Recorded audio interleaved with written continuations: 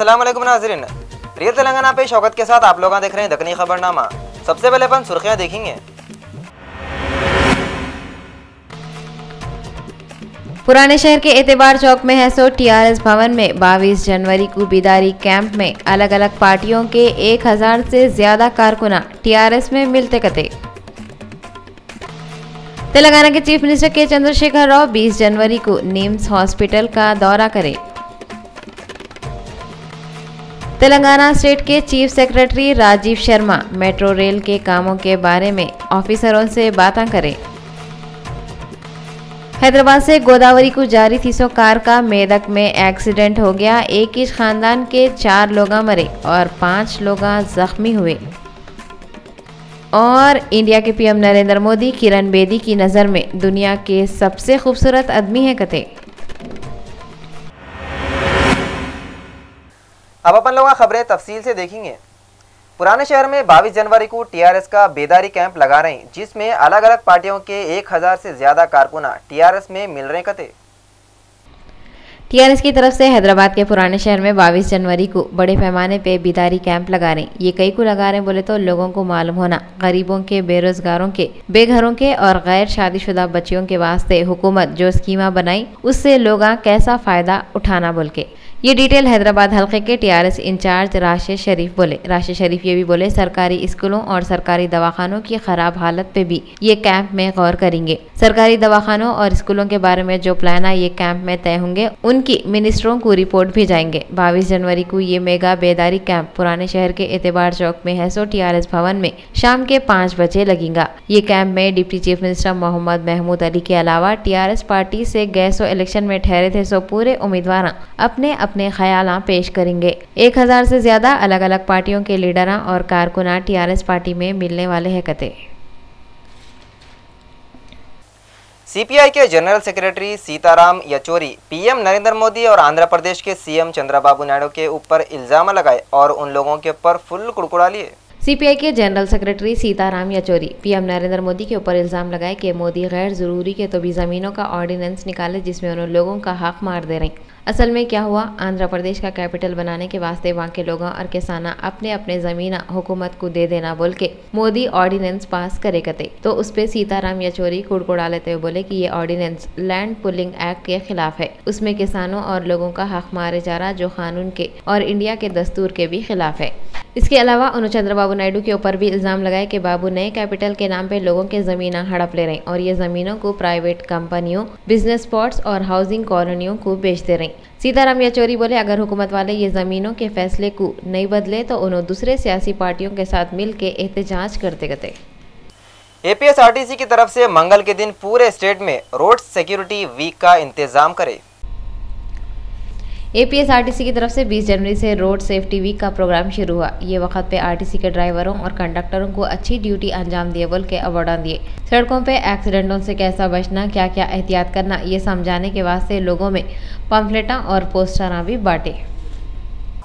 FAPCCI के president Anil बोले बहुत जल्दी आंध्र प्रदेश में इंडस्ट्रियां कायम करने विजयवाड़ा में शास्त्रीय ऑफिस खोलते कते।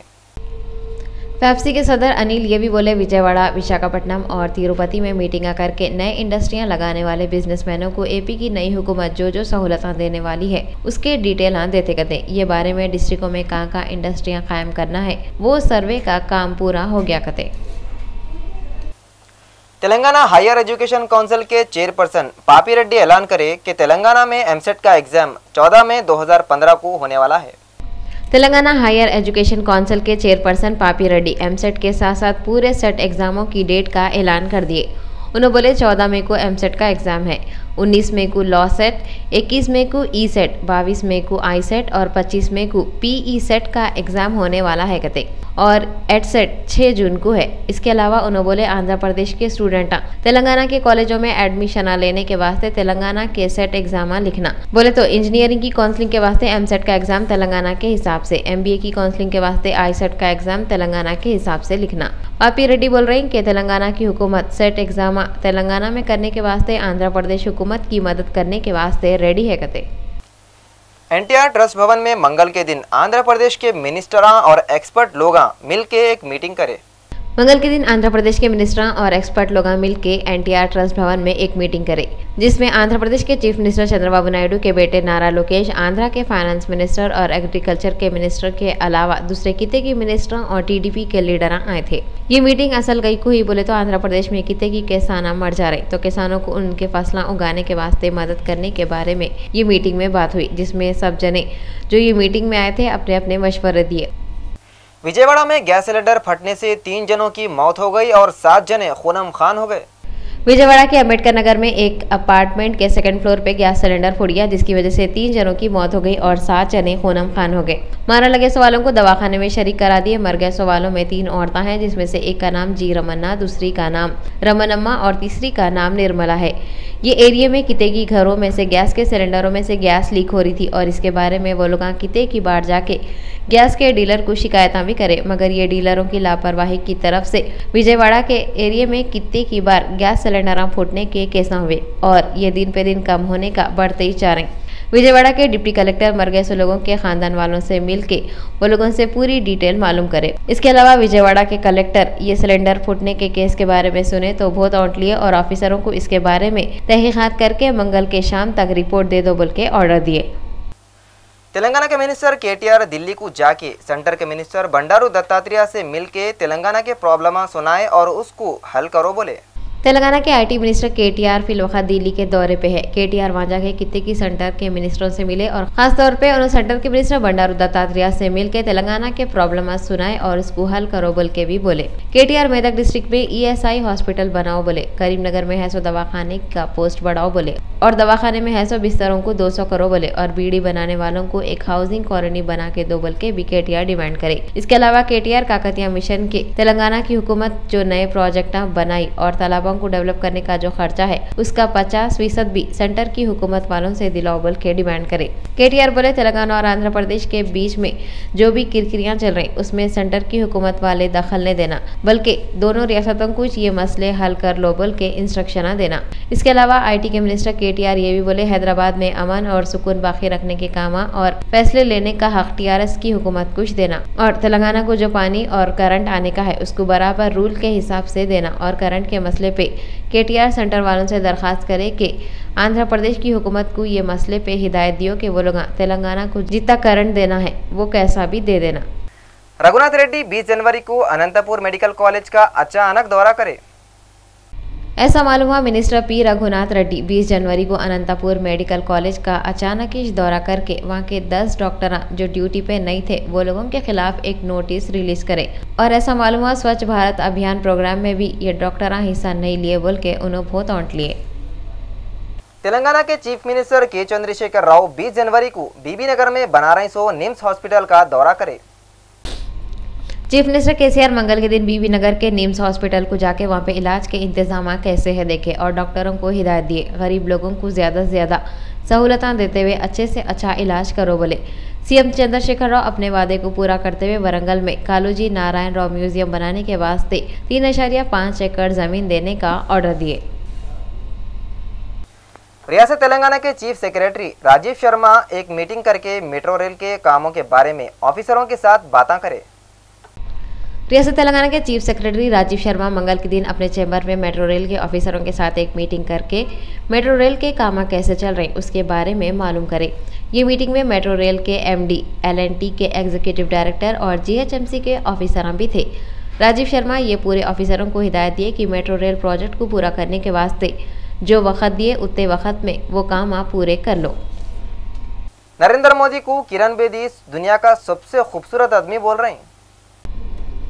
लोग बोलते हैं खूबसूरती सामने वाले के थोबड़े में नहीं देखने वालों के दीदों में होती। ये बात का सबूत उस वक्त मिल गया जब किरण बेदी पीएम नरेंद्र मोदी के बारे में ये बोले मोदी दुनिया के हसीन चेहरे वाले आदमी हैं। पहले की पुलिस अफसर किरण बेदी थोड़े दिन पहले बीजेपी में घुसे थे। उन्होंने पार्टी में आते ही नरेंद्र मोदी अपनी हम उम्र किरण बेदी पे ज्यादा ही मेहरबानी कर दिए।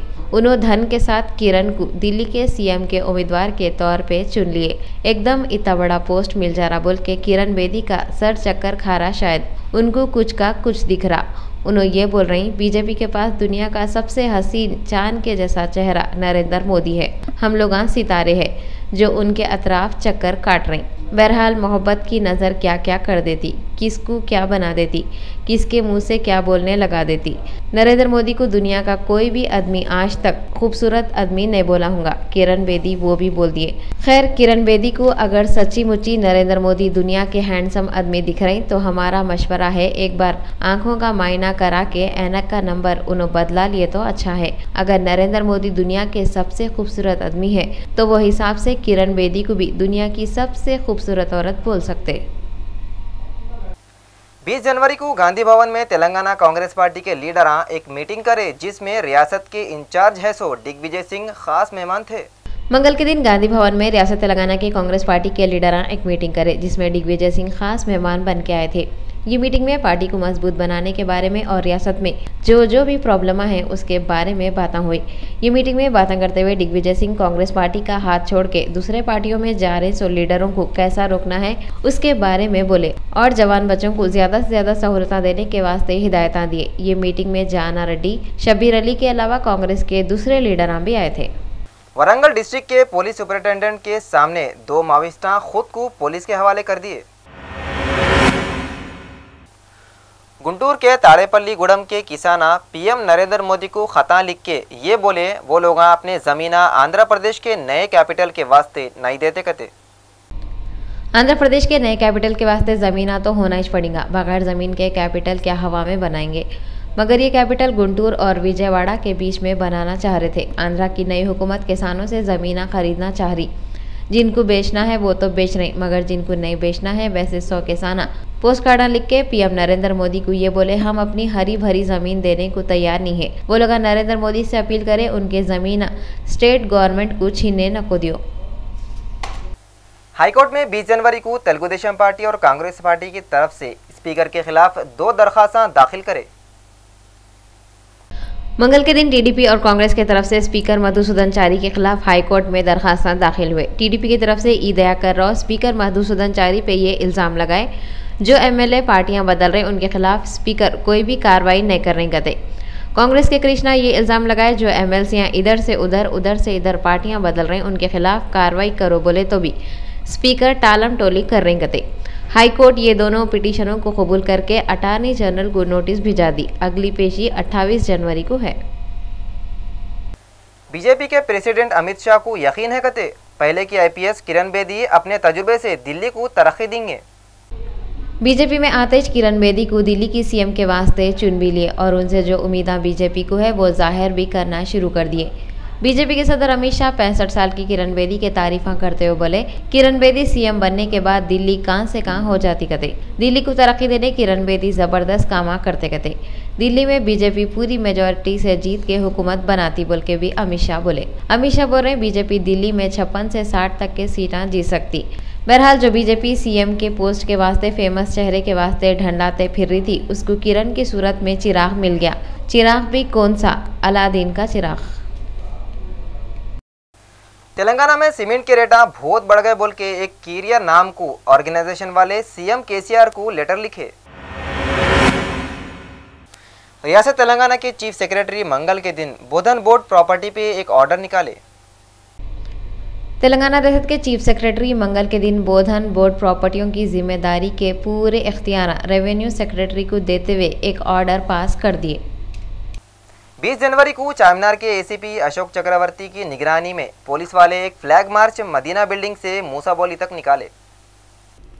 अब के 26 जनवरी के फंक्शन में इंडिया के दौरे पे अमेरिका के सदर बाराक ओबामा मेहमान बन के आ रहे हैं और उन्होंने आ रहे हैं बोल के पूरे इंडिया में और इंडिया के पूरे रियासतों में सिक्योरिटी के जबरदस्त इंतजाम करें। मंगल के दिन चारमीनार के एसीपी अशोक चक्रवर्ती की निगरानी में RAF बोले तो rapid action force, law and order की पुलिस और दूसरे पुलिस वाले एक फ्लैग मार्च निकाले जो मदीना बिल्डिंग से मूसा बावली से बहादुरपुरा और बहादुरपुरे से किशन बाग तक गई। अशोक चक्रवर्ती मीडिया वालों से बातें करते हुए बोले कि यह रैली का मकसद हैदराबाद में अमन और सुकून को कायम करना है। उन्होंने पब्लिक से अपील करे अगर किसके भी ऊपर शक हुआ तो फौरी 100 नंबर मिला के पुलिस वालों को इत्तला दियो।